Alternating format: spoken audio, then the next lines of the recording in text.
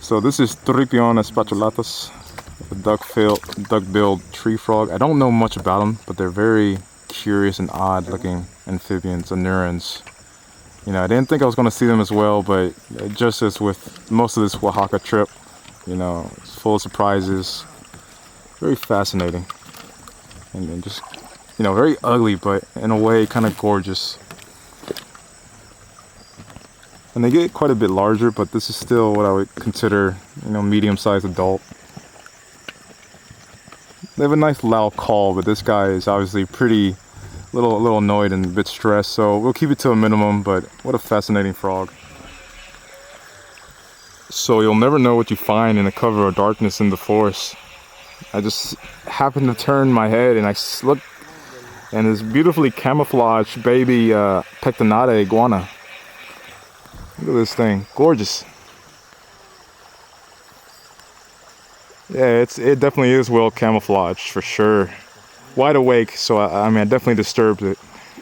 But I never seen them with this much green. That's pretty cool. But yeah, just another sleeping lizard in the night. You know, it's so funny how you can find them if you just look. But for the most part, they do blend in well. And then other times, they're quite, not obscene, but they're not that hidden. But I guess under the cover of night, all you really have to worry about is a predator smelling you out than seeing you out. So I realized the entire time I've been in Oaxaca, I have not made a video segment on these guys. Koleonyx Elegance, or Yucatan banded geckos, even though I'm nowhere near the Yucatan Peninsula. That's just a common name, so we'll roll with it. We'll just roll with the scientific names. But yeah, this is my first introduction to Koleonyx. And man, how similar they are to leopard geckos. But, you know, with this wild type pattern, it's just awesome. They're rocking it so well. And I think they do go through an ontogenetic color change where the babies look one way and then the adults change into another. And this one has a regenerated tail. I would say this is a small adult, but they can get just a little bit bigger. They're not terribly big lizards. This one, they're fast too. No, these are fascinating lizards. They're not terribly popular in the reptile hobby as pets. They are kept, but you know, I think maybe in the future there will be a trend of seeing these guys more and more. But you know, I just appreciate most stuff in the wild anyway, so it doesn't really pertain to me. But yeah, so cool. They're just handsome. They're handsome little things.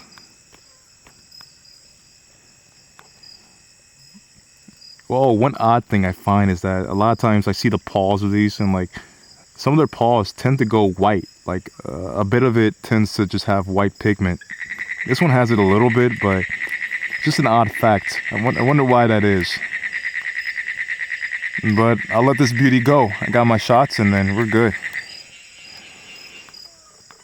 I'll just tap it along. Yeah, it's out of there. Okay, so we decided to try our luck in this empty creek bed. It's quite still affected by the inundation of the recent rains we've had from the hurricane, but one such luck was finding another Leptodieteramachilata. I still don't know the common name, but maybe it's for the best, so I can learn the scientific one. But still, like last time, not much to say on the species. Kind of a drab coloration. This one is a bit bigger, maybe because it's a female, and a little bit more cooperative, albeit more defensive. But that's fine. I'm basically done with this sweetheart. It's been a pleasure taking some nice voucher shots, and yeah, you know, I never thought I would find so many cat-eyed snake species.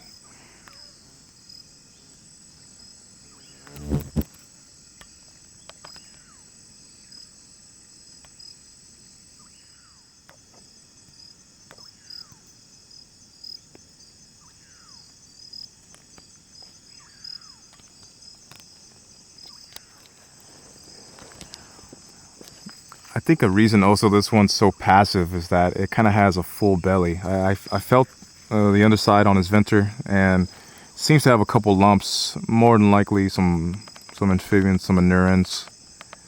You know, this is a great night for it. Even though it hasn't been particularly snaky, I'm still glad I got to end it on a decent night out herping.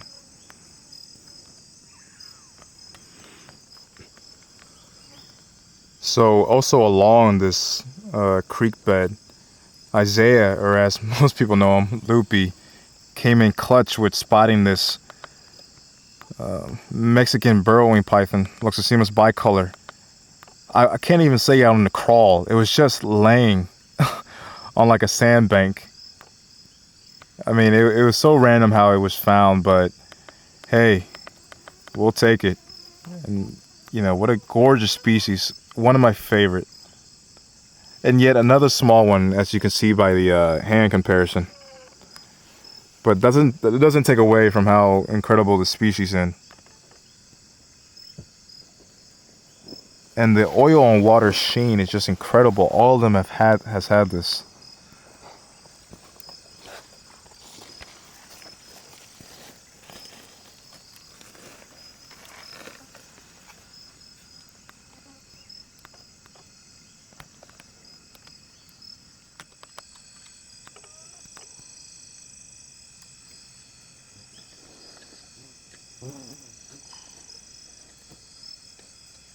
What's the time look like?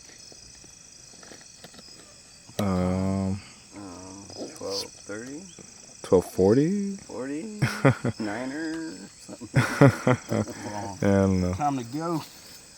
Yeah, it is.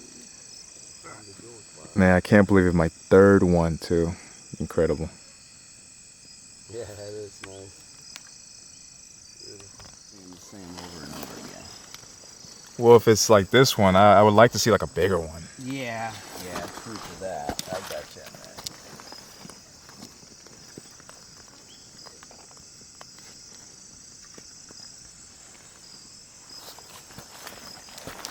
Kind of used to it. Really what it's all about. A lot of lifers. Easy that.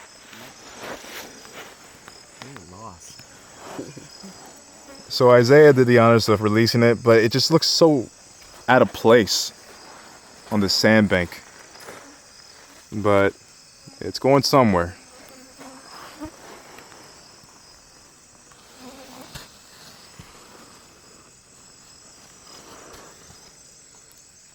You can see where that rostral scale really helps. Look at the digging.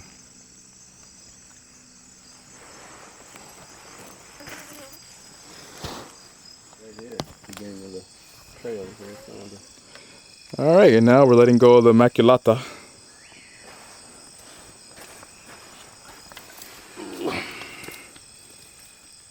Never to be seen again. Good riddance. Well, I guess that drab coloration does help out because it just disappeared.